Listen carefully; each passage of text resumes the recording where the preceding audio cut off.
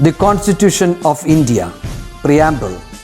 We, the people of India, having solemnly resolved to constitute India into a sovereign, socialist, secular, democratic republic and to secure to all its citizens justice, social, economic and political, liberty of thought, expression, belief, faith and worship, equality of status and of opportunity, and to promote among them all fraternity, assuring the dignity of the individual and the unity and integrity of the nation.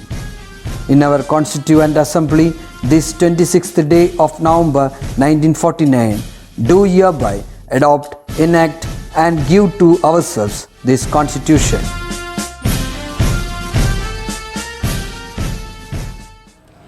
Hi children, today I am going to begin this session by saying a proverb.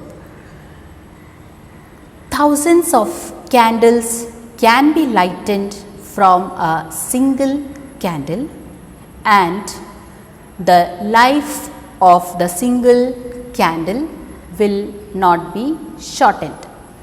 In the same way, happiness never decreases by being shared. Gautam Buddha. By saying this, I am going to recap the previous session where we studied about the endocrine system, and we came to know that it includes endocrine gland and secretions, and the secretions, they are the chemical messengers which are known as hormones.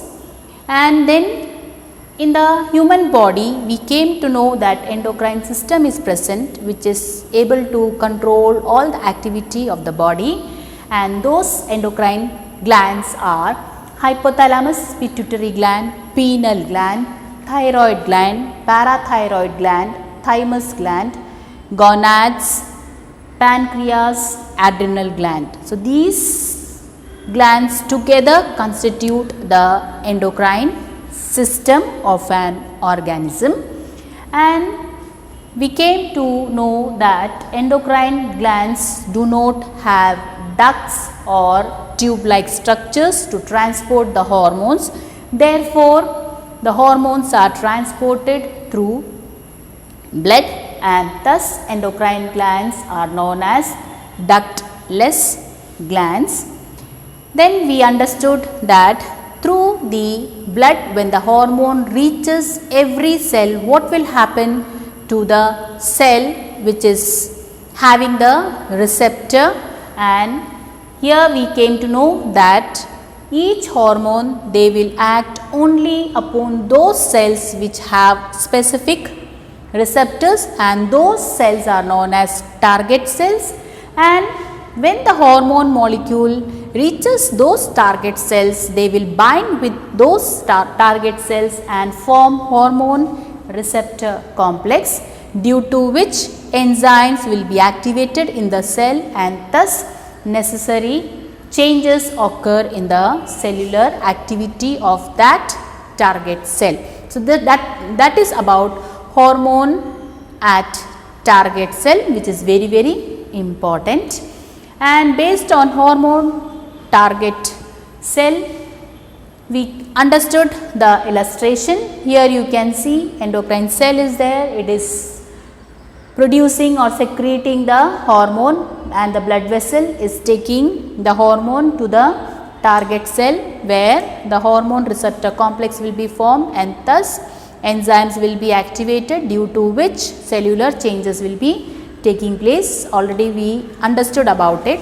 And the next topic we discussed was after digestion, where we learned and understood about pancreas, and we came to know that pancreas is the largest gland, and it consists of clusters of cells called islets of Langerhans. And islets of Langerhans consist of two types of cells, alpha cells and beta cells. And alpha cell is producing the hormone glucagon, and beta cell is producing the hormone insulin.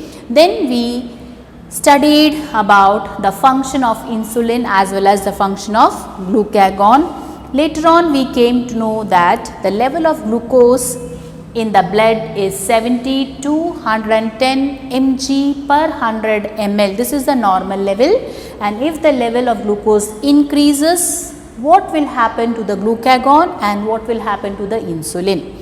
And if the level is decreases, what will happen to the glucagon as well as what will happen to the insulin? And next we came to know that when the insulin fails or when the deficiency of insulin takes place, or if the cells are not capable of using insulin, what will happen? And there we came to know that it will lead to a disease called diabetes, and there are two reasons for the glucose level to be increased, and those two reasons are also important, my dear children. Later on we understood what is diabetes and the symptoms of diabetes and how to diagnose the patient. That means if a person is suffering from diabetes, surely diagnosis should be done every 3 months. Through that diagnosis only the level of glucose will be determined, and that is playing a crucial role in the diagnosis of diabetes. And then we came to know that there is another test to find out the level of glucose, and it is Benedict test, which will be done in the urine, and the steps also we understood. Later on we concluded with the color seen in the test during the Benedict test, and later on we understood there is a logo for the World Diabetic Day, and it is taking place every year 14th November. And next we understood about the second gland, and that is related to thyroid gland, which is related to the regulation of metabolism. And in the previous class we came to know what is metabolism, and the metabolic activities, they are under the control of thyroid gland, and we understood this is the thyroid gland and it is doing an important functions in the body, that is related to the increasing the metabolic activities so that the BMR will be increased. Next one, the rate of utilization of food for energy will be accelerated, and the growth rate of young people will be accelerated. Like this, there is a development of brain taking place in the children. All these activities is being controlled by the thyroid gland, and we came to know that thyroid gland is producing the hormones thyroxine and calcitonin. Later on we understood that if the thyroxine produced will be increased or decreased, it will lead to the conditions called hypothyroidism and hyperthyroidism, and we understood the function of hypothyroidism as well as hyperthyroidism. In the case of hypothyroidism, it is of two types, cretinism which is taking place in children and mixed edema which is taking place in adult. And later on we understood the symptoms of mixed edema as well as cretinism. Then we understood what is hyperthyroidism and what are the symptoms of hyperthyroidism. And last but not the least, we understood about goiter, which is taking place due to the deficiency of thyroxine, and the production of thyroxine is taking place due to the intake of iodine in the food. In this manner we understood about goiter. Now my dear children, we are going to study about the second hormone produced by the thyroid gland, that is calcitonin, and its role in the body of an organism. So here you can see regulation of level of calcium. You can observe the illustration.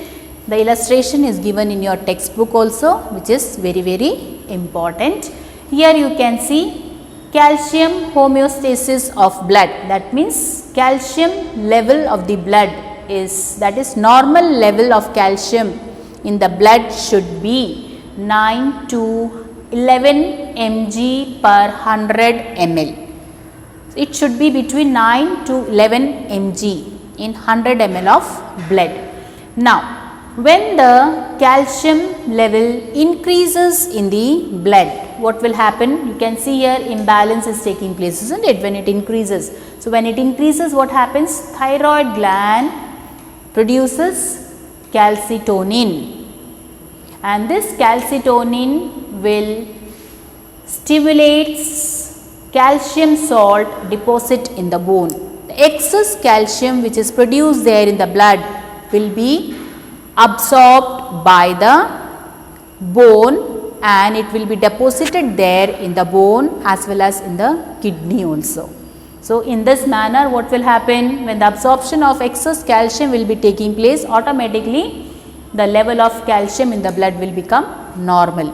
This is how the thyroid gland is helping by producing calcitonin, which is helping to absorb excess calcium from the blood and making the bone to absorb it and deposit it there itself, isn't it?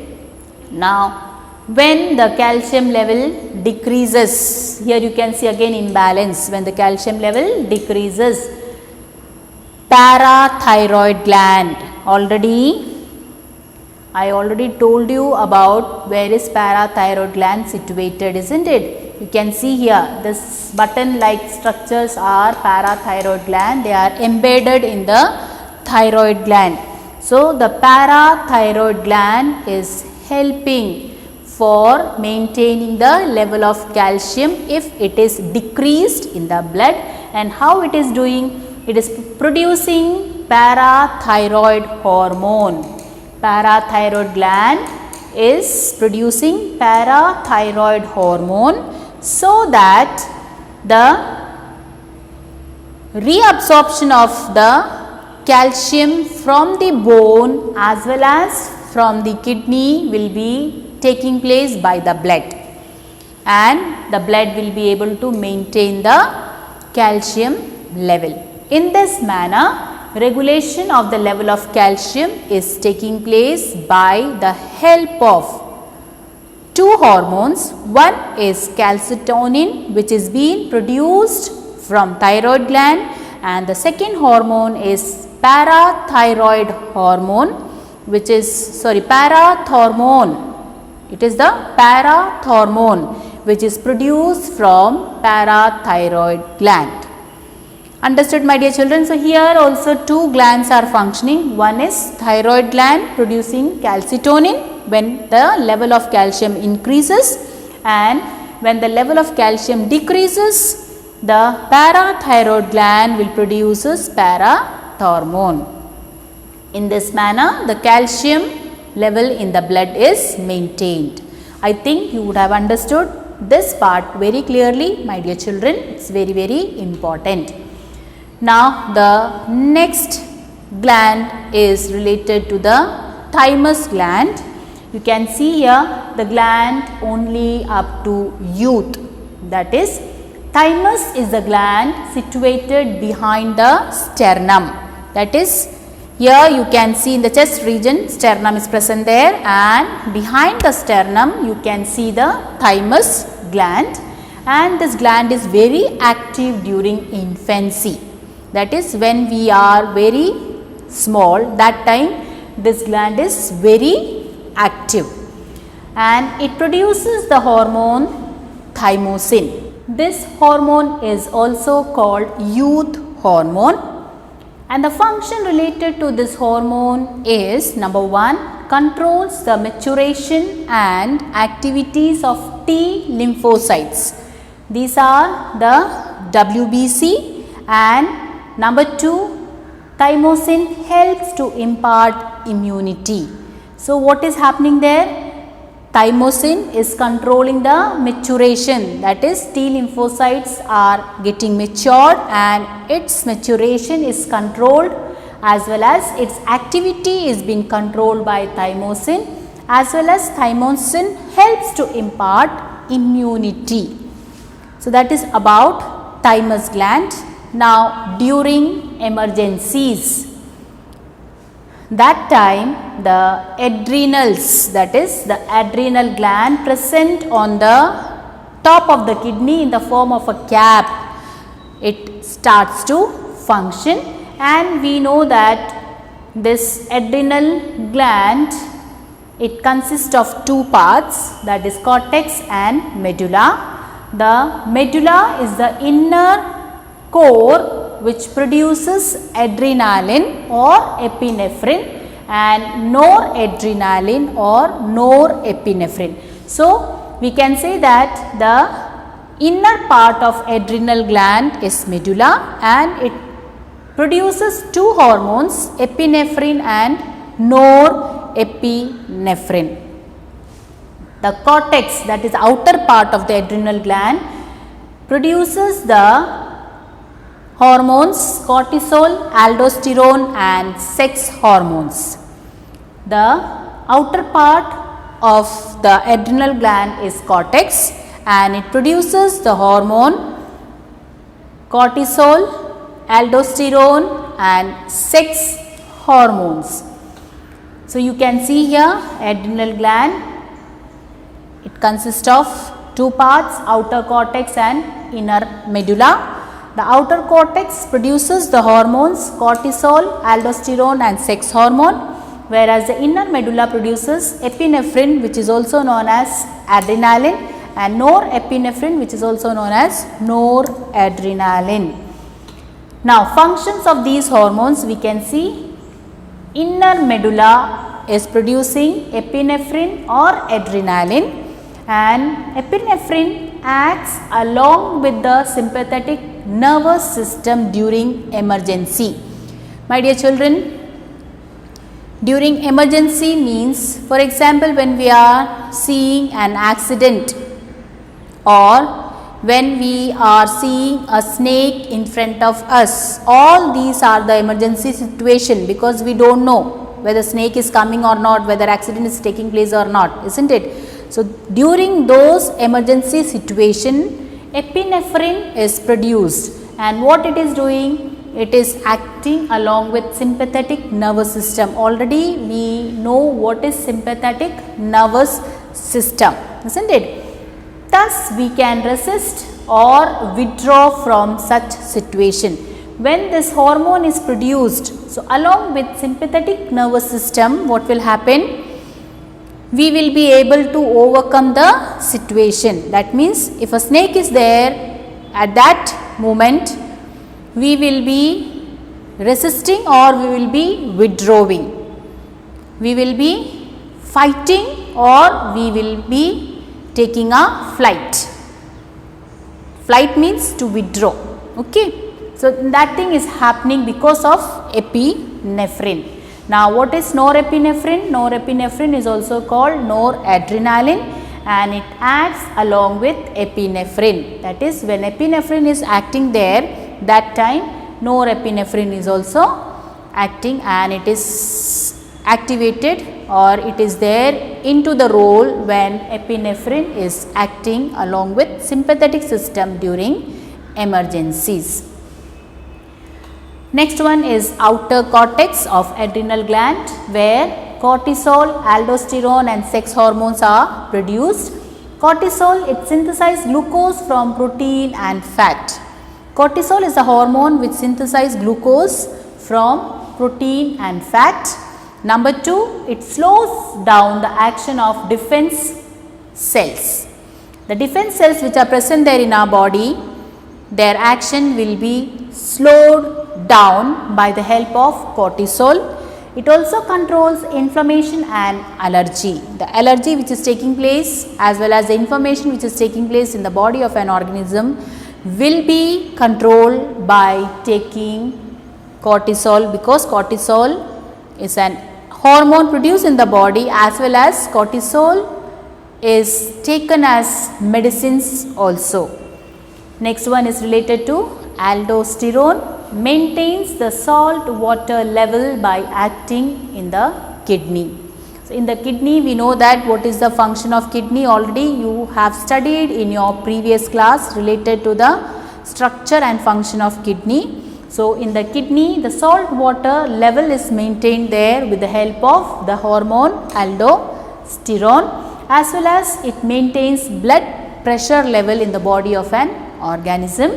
And the third hormone secreted by outer cortex is sex hormones, which controls the development and functions of sex organs. The sex organs present in the body of an organism, its development and function is controlled by the sex hormones. I think, my dear children, you have understood about cortisol, aldosterone and sex hormone. Now, related to epinephrine and norepinephrine, when the sympathetic system gets stimulated, the action of epinephrine and norepinephrine prolongs, that is, it continues the body activities for a longer time period.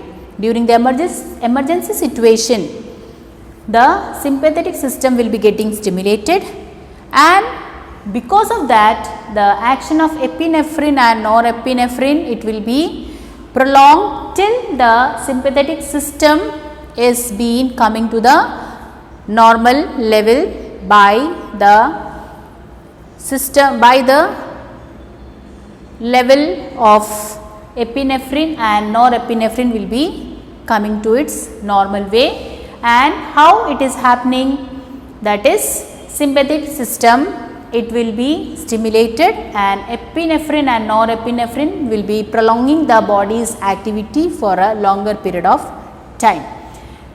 This is an example for the coordinated activity of the nervous system and the endocrine system. This is important. This one is the example of the coordinated activity of nervous system and endocrine system. How the coordinated activity of nervous system and endocrine system is being taking place here? During emergency, what is happening? The sympathetic system is a part of nervous system, will be getting stimulated, and the action of epinephrine and norepinephrine, which is a part of endocrine system, prolongs the body's activity, isn't it? So, sympathetic and endocrine system. Sympathetic is a nervous system and epinephrine is a endocrine system. Nervous system and endocrine system, they are coordinated with each other for doing those activities, and this is a beautiful example of the coordination shown by nervous system as well as endocrine system. Now, the next hormone produced by another gland is melatonin, and the gland is pineal gland. You can see here in the brain, you can see this is pineal gland. Here you can see in the green, it is pineal gland, and it is pine cone shaped, and it secretes melatonin, which is involved in regulating daily sleep wake cycle. During winter season, summer season, how the sleep rhythmic activity of the body is been taking place, you can see here it is being regulated by the melatonin, which is the hormone secreted from pineal gland. You can see it is seen at the center of the brain. Pineal gland is seen at the center of the brain. Melatonin is the hormone produced by this gland, and the function, it is been said, it helps to maintain the rhythm of our daily activity as well as controls the reproductive activities of the organism. The reproductive activities which is taking place in the organism is being controlled by melatonin, which is the hormone produced from pineal gland, and the main function of melatonin is to maintain the rhythm of our daily activity. My dear children, in the morning by 5 o'clock or 6 o'clock we used to wake up. Same way in the night we used to go to sleep, and when we are feeling thirst we used to drink water. When we are feeling hungry we used to eat food. all those things is taking place because of the melatonin, which is the hormone of pineal gland. That's why it has been said maintains the rhythm of our daily activity. That means it is also known as biological clock. Melatonin is also known as biological clock, as the time period is being regulated there in the body of an organism by this hormone. Next topic is behind growth. Pituitary gland produces the hormone responsible for growth. You can see the figure of the brain in which you can see pituitary gland, and you can see the enlarged part of pituitary gland. Pituitary gland is the extension of hypothalamus in the brain, and it is having two lobes. One is anterior lobe and the other one is posterior lobe. Now here you can see this is hypothalamus, and hypothalamus is also producing certain hormones, and they are taken to the anterior as well as posterior lobe of pituitary gland through the axon or the nerve fibers as well as the portal vein. And here you can see portal vessels are here, as well as these are the neurosecretory cells which are producing the hormones.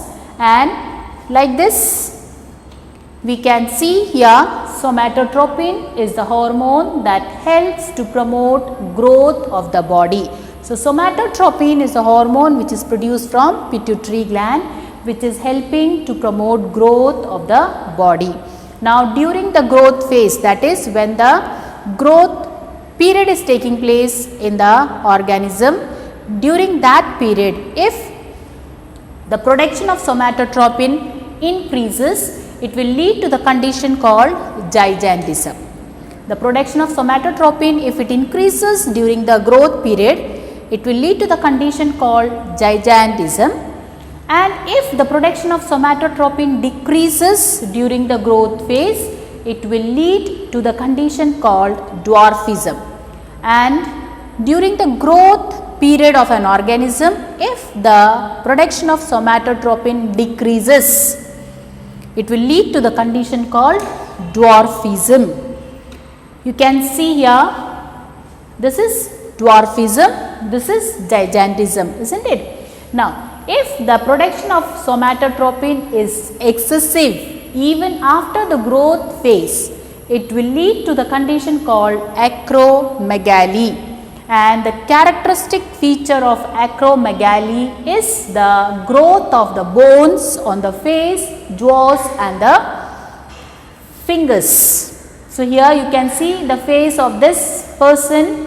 Here the jaws which is being seen there, it has been enlarged because the growth of the bone on the face you can see here, as well as the jaws as well as the fingers of these kind of person will be larger than the normal person. So what is happening here?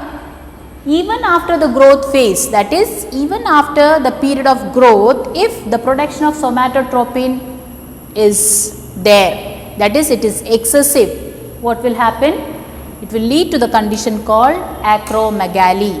So gigantism means the tallest person, dwarfism means the shortest person, and acromegaly means a person who is having an enlarged face where you can see the growth of bone on the face as well as jaws as well as the fingers. Now, the anterior lobe of pituitary gland produces hormones which regulate the function of other endocrine glands. We already know that the pituitary gland is having two lobes, one is anterior lobe and this one is the posterior lobe, and it has been said that the anterior lobe of pituitary gland, it produces certain hormones which regulates the functions of other endocrine glands.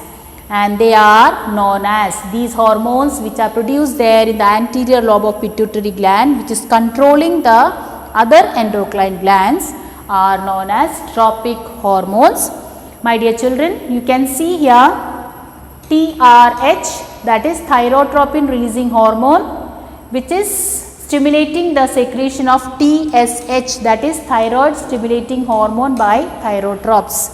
Same way, gonadotropin releasing hormone is there, which is stimulating the secretion of FSH, that is follicle stimulating hormone, and luteinizing hormone by gonadotropes, related to gonadotropes.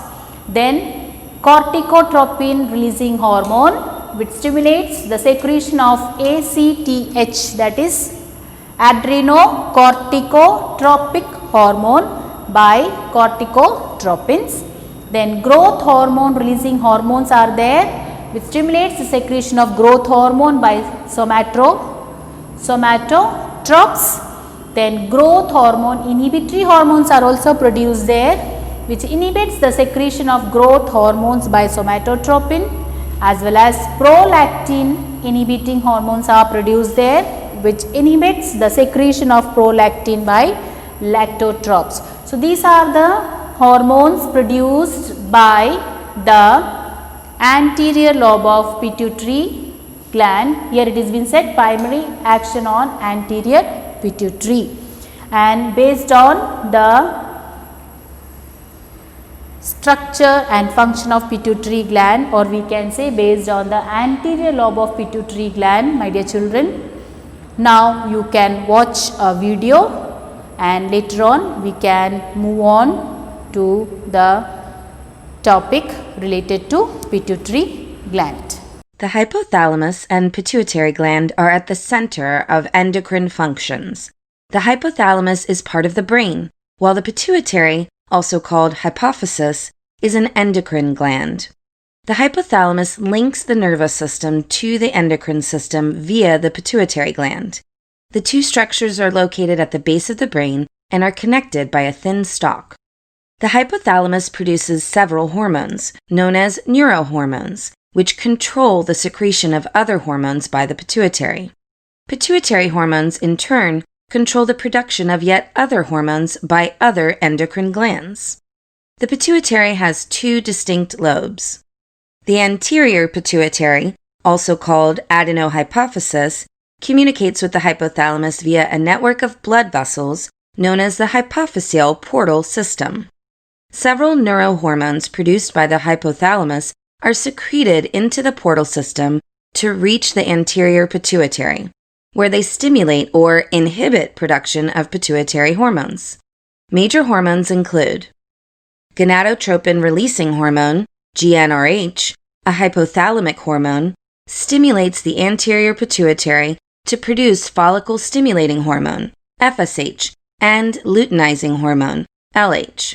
FSH and LH, in turn, control the activities of the gonads, the ovaries, and testes. Corticotropin-releasing hormone, CRH, promotes the secretion of adrenocorticotropic hormone, ACTH, which in turn stimulates production of cortisol by the adrenal gland. Thyrotropin-releasing hormone, TRH, promotes the release of thyroid-stimulating hormone, TSH, and prolactin. TSH, in turn, induces the thyroid gland to produce thyroid hormones. Prolactin stimulates the mammary glands to produce milk. Prolactin inhibiting hormone, PIH, inhibits production of prolactin. Growth hormone releasing hormone, GHRH, promotes production of growth hormone, or somatotropin, which has widespread effects on the growth of various tissues in the body. Growth hormone inhibiting hormone, GHIH, or somatostatin, inhibits production of growth hormone. The posterior pituitary, also called neurohypophysis, communicates with the hypothalamus via a bundle of nerve fibers. These are essentially hypothalamic neurons, with cell bodies located in the hypothalamus, while their axons extend to posterior pituitary. These neurons produce hormones, transport them down the stalk, and store them at the nerve terminals within the posterior pituitary, where they await a nerve signal to trigger their release. 2 hormones have been identified so far. Vasopressin, also known as antidiuretic hormone, ADH, acts on the kidneys to retain water, and oxytocin, which causes the uterus to contract during childbirth and stimulates contractions of milk ducts in lactating women. Function of pituitary gland. Here you can see each lobe of pituitary gland produces certain hormones, that is anterior lobe is producing these kind of hormones and posterior lobe is producing these hormones. Number 1 is growth hormone, which is also known as somatotropin. Number 2 is prolactin, which is a hormone to stimulate milk production after giving birth. Next is ACTH, that is adrenocorticotropic hormone to stimulate the adrenal gland. In the adrenal gland, cortico means cortex. In the adrenal gland, the cortex is being stimulated so that the cortex which is producing the hormone will be regulated by ACTH. Then TSH, thyroid stimulating hormone to stimulate the thyroid gland. FSH, it is follicle stimulating hormone to stimulate the ovaries and testes related to gonads. Same way LH, luteinizing hormone to stimulate the ovaries and testes. Same way gonads. Now in the case of posterior lobe, ADH, that is antidiuretic hormone is produced to increase absorption of water into the blood by the kidney. And number 2, oxytocin is the hormone produced there in the posterior lobe.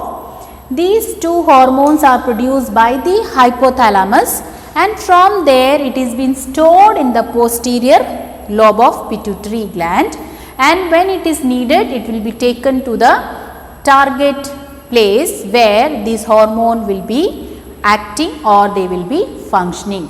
So oxytocin, it helps to contract the uterus during childbirth and stimulate milk production.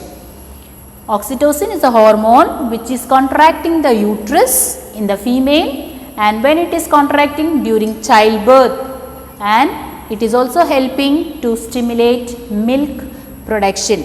So this is about the function of pituitary gland related to anterior lobe as well as posterior lobe, my dear children. This is very, very important. So my dear children, I think you would have understood today's session and you have to go through your textbook. What is given in the textbook, you have to study it very nicely, understand it and do all the work properly and be on the track every time so that you can be always happy.